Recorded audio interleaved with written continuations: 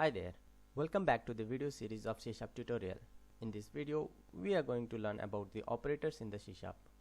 In the last video, we have learned about the typecasting in the C#. If you haven't watched that video yet, the link is in the description, please go and check out. Before we start the video, I would like to request you to watch the video completely and follow along with me to have better understanding. So let's get started. C# has the same operators as the other programming languages have. The different type of operators are unary operator, binary operator and ternary operator. So we will look into them individually, but before that we should know about the operator and the operand concept. If we take any of the mathematical operation, so here I have taken A and B. So A and B are two different variables, so on which we have to perform addition operation. So whatever the variables are there on which we have to perform the operation, they are called operands, and whatever the mathematical symbol which we use to perform action between or among two or more variables, those symbols are called operators. So here plus is the operator, A equals to B, here equal is the operator. So as the name clarifies, unary operators are the operators which uses a single operand. Similarly, binary operators are the operators which uses two operands, and ternary operators are the operators which uses three operands. So let's look at them individually. So in the unary operator we have the increment operator, decrement operator, plus and minus. So in the increment we have again categorized as pre-increment and post-increment. For the decrement it is also categorized as pre-decrement and post-decrement. So let's look at this plus and minus first, then we will discuss about the increment and decrement operators in deep.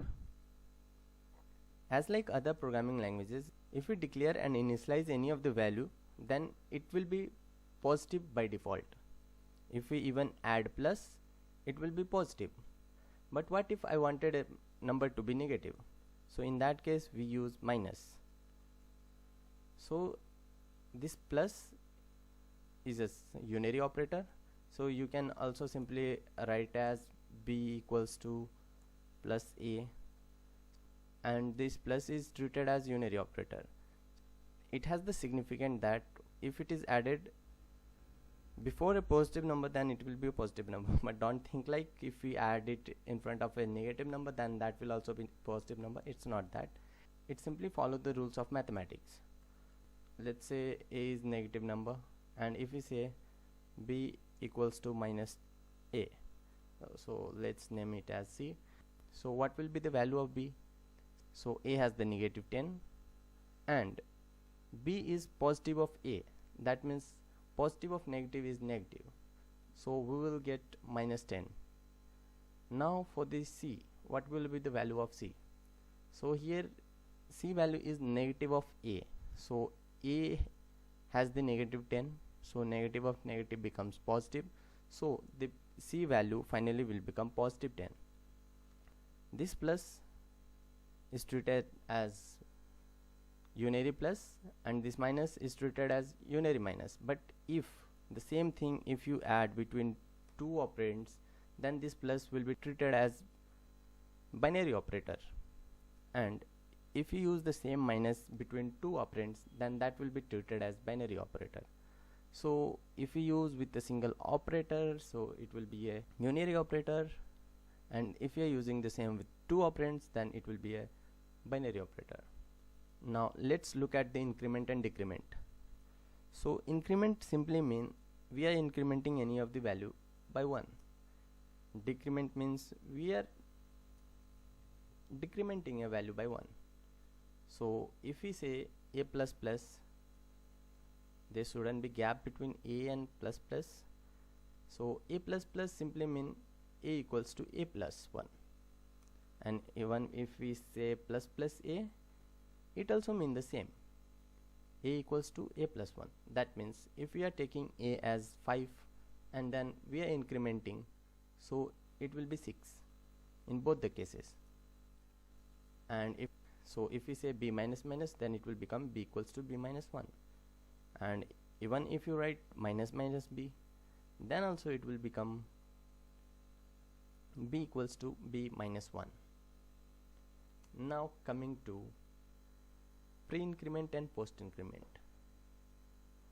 So we are incrementing the value first, so that is called pre-increment, and here we are incrementing the value next, that's why it's a post-increment. Simply if you have to understand what is pre-increment and post-increment, so you can think of like it is appended at the beginning, so it is pre, and if it is appended at the back, so it is post. So same is the case of both, but we have a difference of that.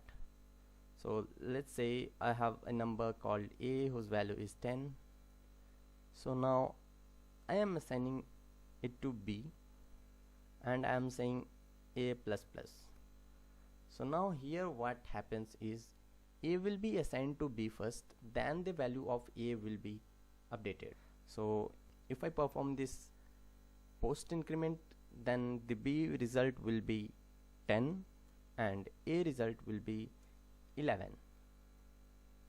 So similarly, if you take the same example of having a equals to 10, and if you are making the pre-increment, so what will be the value of b now?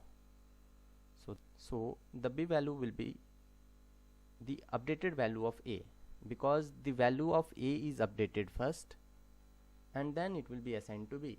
So here it will be 11 and a value will also be 11. So let's have a look at it. So let's say I have declared a variable a equals to 10 and I have a b variable where I am assigning a plus plus. So I am making the post increment and printing the value on the console. So I'll say its a value is something called a, and same is for b. So our b value will be this. For this entire video series, we are doing our hands-on practice with the console application. So let's run our application now. And if you are new to C# and you don't know how to create console application, the video link is in the description, please go and check. So if we see the output, we got a value is 11 and b value is 10. So we are doing the post increment here. So if we check this, if we do post increment, we got the b value as 10 and a value is 11. Now if we change the same to pre increment, then let's check what will be our output. So we said it's 11 and 11 for a and b, so let's run and check. So it's 11 and 11. So similarly is the case with the decrement operator. So let's assume we have a whose value is 10 and we have b where we are assigning a minus minus, and then if we print a value, what will be its value? If we print b value, what will be its value? So if we talk about decrement operator, so it's post decrement. That means the decrement will be done after the other operations. So other operation is the assignment operator. So the assignment is done first, then the decrement operation will happen. So the assignment will be like b will be assigned to the original value of a, that is 10, and the a value will be decremented now. So 10 minus 1 will be 9. So this will be our output for this, for the post decrement. If we consider pre decrement, then it will be like minus minus a. So here in this case, a value will be decremented first, then the value of a will be 9, and then it is assigned to b. So a value will be 9 and b value also will be 9. So let's have a look at this. So if we are doing pre decrement, then let's run. So we got 9 and 9. So for the pre decrement, it's 9 and 9. So let's check for the post decrement now.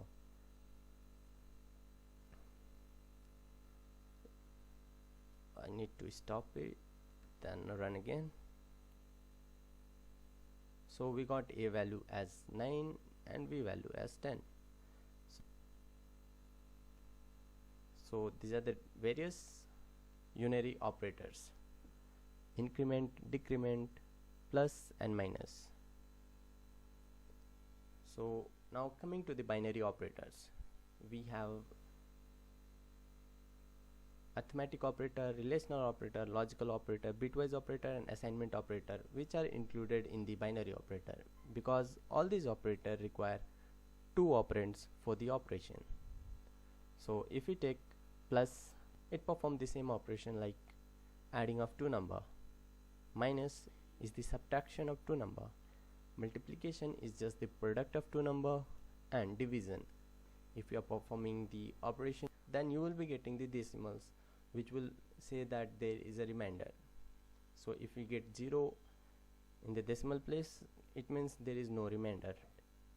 But if I needed the remainder, so I'll be using the modulo operator. So these are the general mathematical operators. So let's have a look at this modulo operator ones.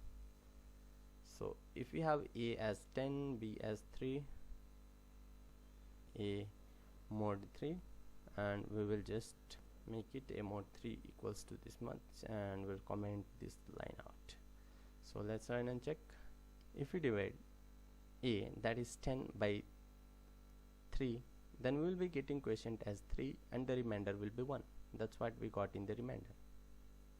So this is the remainder we get performing modulo operator between two operands.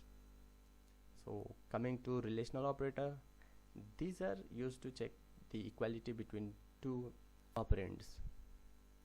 So if we have to check either the two numbers are equal or not, then we have to use equal to operator, which is represented with double equal to.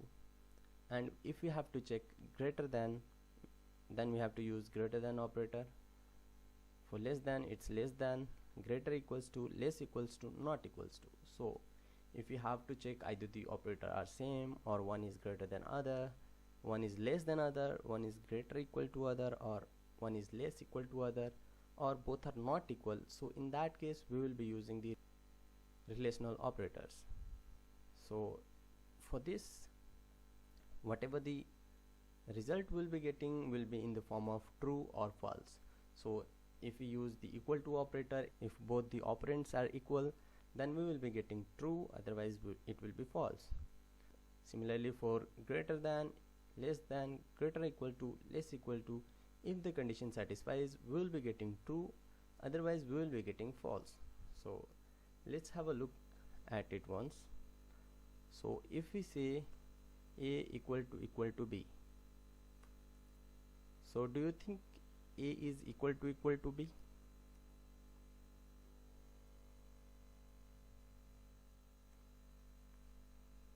And here this plus is used as the concatenation operator in the string. So we will be looking into deep about the strings in C# in the upcoming videos. So for now, just remember that if it's one string and other is any type of variable, then that plus will act as the concatenation operator. So let's check. So what we expect, so it's false definitely. So 10 is definitely not equals to 3, so let's make it 10. So 10 and 10 are equal, so it should be true. Yes, it is. So if I say 10 is greater than 10, is it true? No, it's not. But if I say it, either it is greater or equal to, yeah, it's not greater but it is equal to, so we'll be getting true. So similarly are the other cases, less equals to, not equals to. So if I have to check the either they are equal or not, so I'll be using not equal to. So 10 is not equal to 10, that's false for sure. And if we say 10 is not equals to 11, so that is true. So oh, I just missed this symbol. That's fine, you understood whatever we are using here, according to that we are getting the result. So coming to the logical operator, if we consider some examples like A should be true and B should be true, so in that case it should be true. A should be true or B should be true, then in that case it should be true. So there are some conditions where we will be using the logical operator. So for that we need to have the basic understanding of the logical operators. So if we see, these are the bitwise operators, but here is the same concept of the logical operator. So if we consider 0 as false and 1 as true, then it will give us this result for the logical operator. So for the false and false, the result will be false. For false and true, it will be false. For true and false, it will be false. For true and true, it will be true. So for the logical AND, we will be getting true if and only if both the conditions are true. So for logical OR, it will be false only if both the conditions are false. So let's look at them. So for the logical operator, if both the conditions are true, then only the AND operation will give us the result as true. And the OR operators, if both of them are false, then only we will be getting the result as false, otherwise we will be getting the true. And for the logical NOT, it will give the reverse of the condition. So if it is true, it will return you false. If it is false, it will return you true. So let's look at them. So for this time I won't be writing this, and even we will be removing all these things, and for now I'll be declaring both as boolean and make one as true and other as false. So A and B, so the result will be true, is it?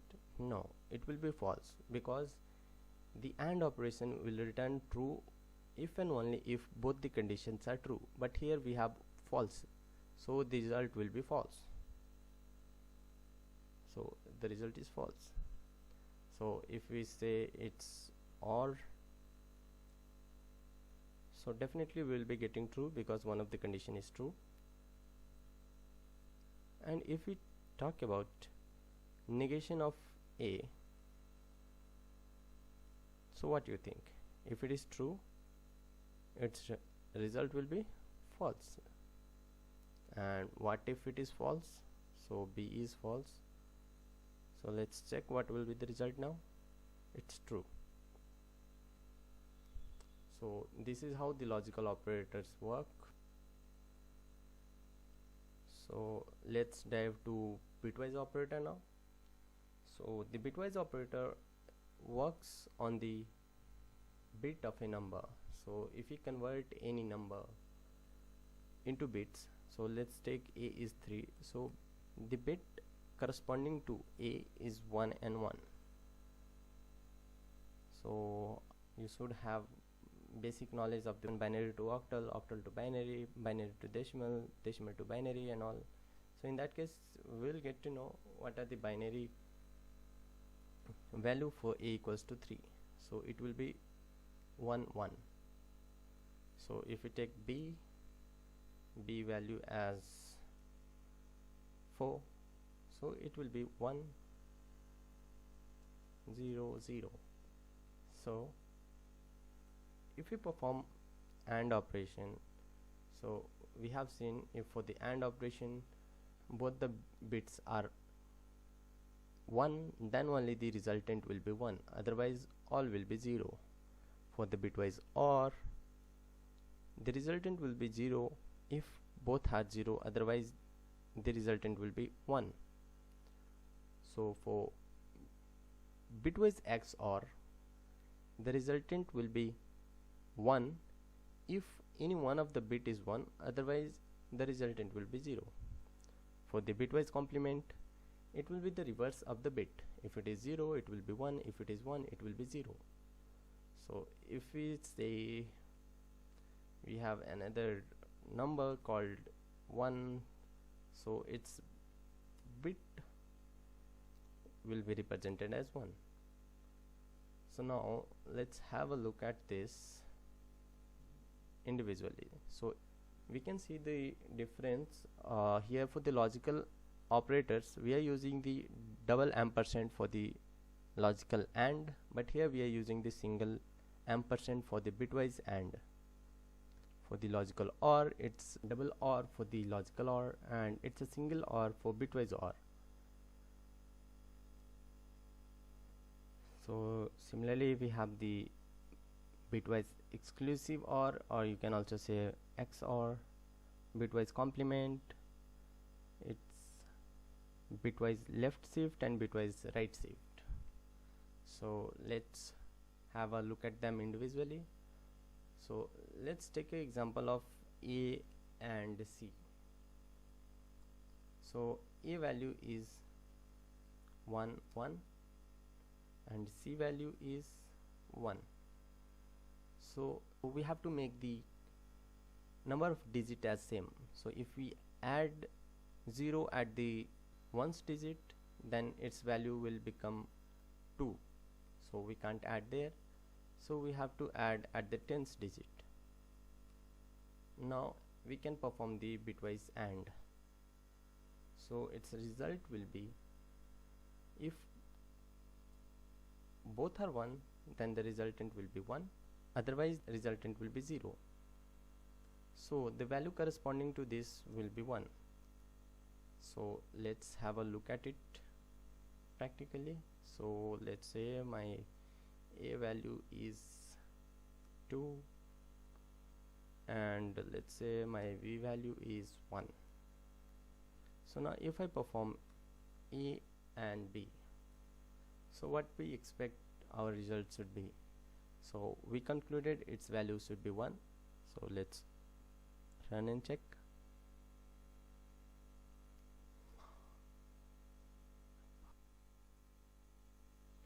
Oh sorry, here we calculated it for the A value as 3 and the C value is 1. So for the value of 2 and 1 the resultant is 0, and for the value of 3 and 1 the resultant will be 1.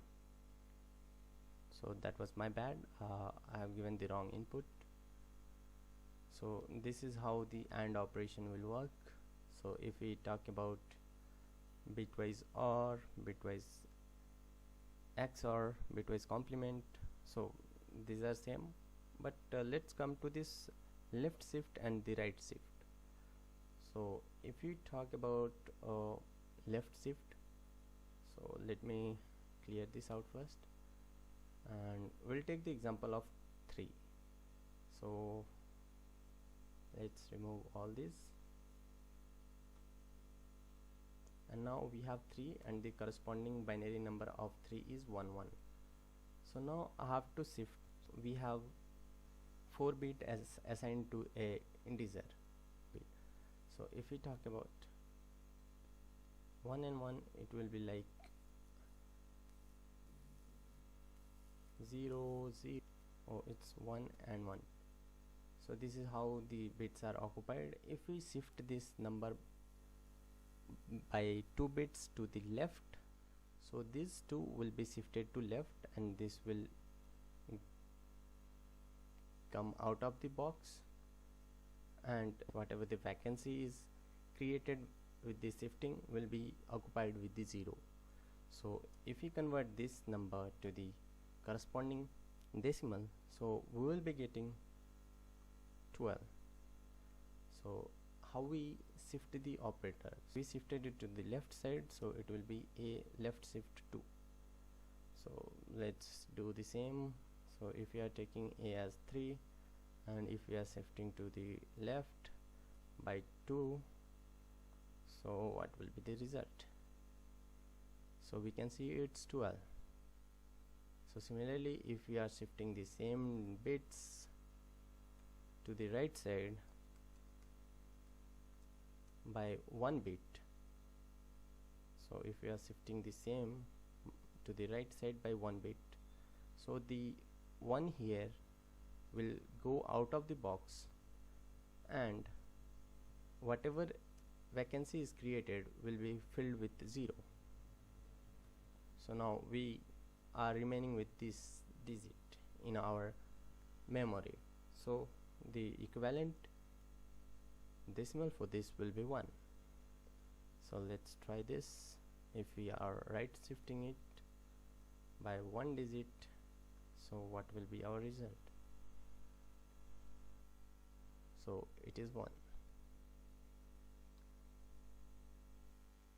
If you wanted to learn, if you have to find what will be the result, so as a trick we have a mathematical formula for this.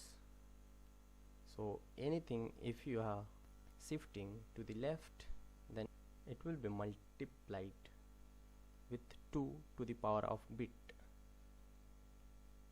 So if you are taking 2 bits, then n value will be 2.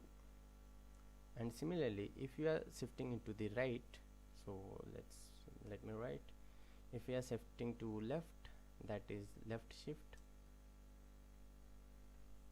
then the formula will be a into 2 to the power n. N is the number of digits. Similarly, if you are shifting into the right, so the formula will be a divided by 2 to the power n. So n is again the number of bits to be shifted. So let's use this formula to find. For the same example we took, so a value was 3 and we wanted to shift left by 2 digits, so n value will be 2. So if we do, so for the earlier result, if you remember, we got 12. So if we find the result, so a into 2 to the power 2, 2 power 2 is 4, 4 into 3 gives us 12. So that's the correct result we got. Similarly for this, we took a value as 3 and we are dividing it with 2 to the power 1, so that's 2. So if we are dividing 3 by 2, what is the result we will be getting? So 3 by 2 is 1.5, but only the quotient is taken as the result, so the value will be 1. So this is the formula for the left shift and the right shift. So similarly for the assignment operator, the assignment operators are simply like assigning one value to another value. So we have some complicated assignment operator, that is plus equals to, minus equals to, multiplication equal to, divide equal to, modulo equal to. I have to assign a number, so this is assignment. You can assign a number called this, so this is also a kind of assignment. And if you wanted to assign like a equals to a plus 1, so this is also a kind of assignment. But here, if both the values are same, so instead of writing a 2 times, we can simply write a plus equal to 1, so it gives the same result as a equals to a plus 1. So I wanted like a modulo n, and again I wanted to store the result into a. In that case, you can simply perform a modulo equals to n. So that means a modulo n, whatever the result we will be getting, will be again assigned back to the a. So similarly, if you wanted to perform bitwise operation, so you can do a bitwise and equals to 3. So this will be equivalent as a equals to a and 3. It's a bit confusing to speak, but easy to understand. Okay, so we just missed to show the example of assignment operators, so we'll show you right away. So let's say I have a equals to 3, and now I wanted to add 5 to it. So now what will be my resultant? So a value will definitely be 8. So let's check. So let's have a look at this ternary operator. So the operator which requires 3 operands are ternary operator. So here you can see in the syntax, we have the condition, then the true statement, otherwise the false statement. Let's say I have some variable called x. Now I have to assign its value according to a condition. So let's say if some number n1 is greater than n2, then if it is greater, then I wanted n1, otherwise I wanted n2. It means I'm just finding the greatest of the two numbers and assigning it to x. So that's what it does. This will show that the operand whatever is before question mark will be treated as the expression, and it should be in the form of boolean. So you are not allowed to write this string over there. If you are doing, you have to make the comparison in such a way that it should return either true or false, and according to that the next set of statement will be executed. If the condition here is true, then the first block, so also known as true block, will be executed. If it is false, then the next set of block, that is the false block, will be executed. So that's what written here.